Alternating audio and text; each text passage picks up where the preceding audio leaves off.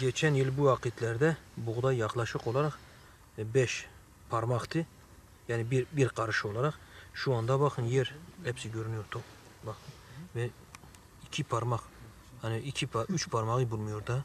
Ve zaten yer tamamıyla da tohum ektiğimiz tohum da dışarı çıkmamış. Bir kısım tohum daha duruyor. Bakın bu tohumdur. Bakın bu tohumdur ve daha yeşermemiş. Şu bildiğin normal tohumdur ve daha yeşermemiş. Yani bu normalde hani bu vakitte hepsi yemyeşil ve toprağın gözükmemesi lazımdı.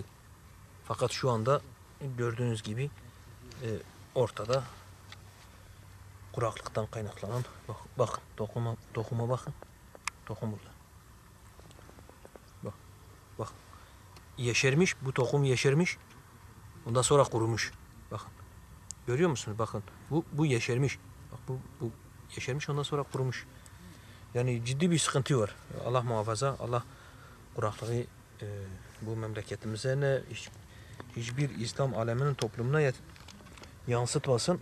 Dileğimiz kuraklığın olmaması tabii. Böyle bir sıkıntı var.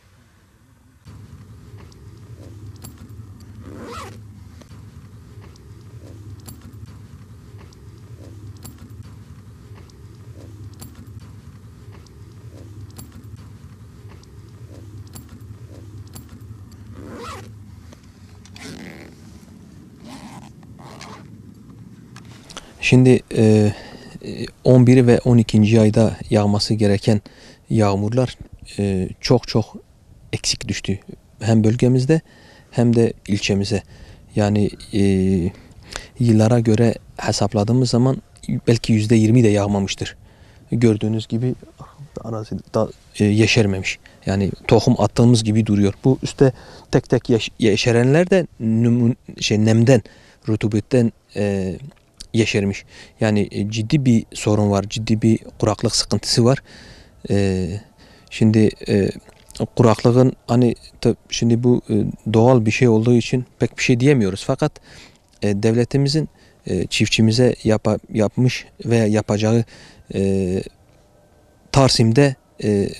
Tarsim'in çiftçilerimize yapmış olduğu %50 indirimin üzerinden tekrar bir indirim olması lazım ve çiftçi ve üreticilerimizin de mutlaka Tarsim'in içinde de bir araba düşünün. Arabalarda nasıl kaskoda doğal afetler, işte terör, lokal hareketler varsa kuraklığın içine de mutlaka Tarsim'in içinde de mutlaka kuraklığı katmaları gerekmektedir. Yani bu yıla özellikle şimdi bölgemizde ciddi bir kuraklık riski var, kuraklık sıkıntısı var. Onun için çiftçi ve üreticilerimizin mutlaka tarsimlerini yapmaları ve tarsimin içine de mutlaka kuraklığı koymaları lazım. Geçen yıl bu vakitlerde bayağı yağmur yağmış ve şu gördüğünüz yani mesela arazi siyah. Yani çoğu siyah.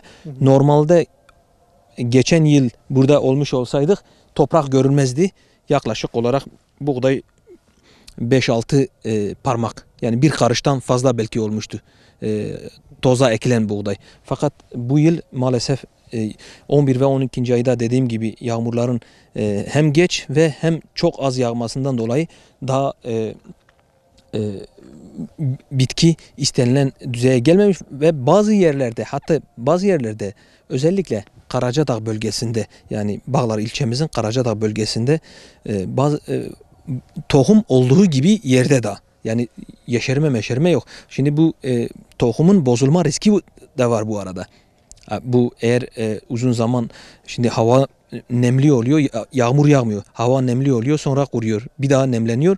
Şimdi yeterli derecede bir seferde yağmur yağsa zaten çimleniyor. Bitki çimleniyor ve yeşeriyor. Şimdi hal böyle olunca tabii ciddi bir sıkıntı, kuraklık sıkıntısı var. Dediğim gibi çiftçi ve üreticilerimizin mutlaka tarsimlerini yapmaları gerek ve bunun yanında da devletimizin de tarsim sigortalarında her ne kadar %50 veriliyorsa da bu %50'nin yanında bir indirim daha istiyoruz çiftçiye, çünkü ödeyecek güç yok. Yani üreticinin ödeyeceği gücü yok. Mutlaka devlet devletten Tarsim'e yönelik %50'nin %75 indirime çıkarılmasını özellikle kuraklıkta yapsa yeterli. Yani kuraklıkta yapılması yeterli.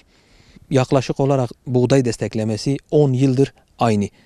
5 kuruş. Şimdi 10 yılda mazot nereden nereye gitti, sertifikalı tohum nereden nereye gitti, gübre aldığı başını gitti, ilaç aldığı başını gitti. Zaten ilaç başlı başına bir dert olmuş. Ve 10 yıldır buğday primi 5 kuruş. Bu buğday priminde en azında %50 yani 7 kuruşa veya 8 kuruşa çıkarılması gerekmektedir. Bunu defalarca söyledik. Bu pamuk priminin 1 lira olmasını istiyoruz. 80 kuruştur, 1 lira olmasını istiyoruz ki yani çiftçinin önünü açmamız lazım. Biz her toplantıda, her konuşmada diyoruz ki ithalat. Şimdi üretici ve çiftçilerimizin önünü açacağız. Gerekli gereken desteği vereceğiz ki devlet olarak dışarıdan üretim yapmayalım. Barajların ivedilikle barajların bitmesi lazım ki kuru topraklar suya kavuşup suya kavuşan kuru topraklarda işte arz açığımız olan pamuk, buğday ve mısırın dışarıdan getirmemek için kendi topraklarımızda kendi üreticilerimiz ekersek zaten paramız dışarıya gitmez.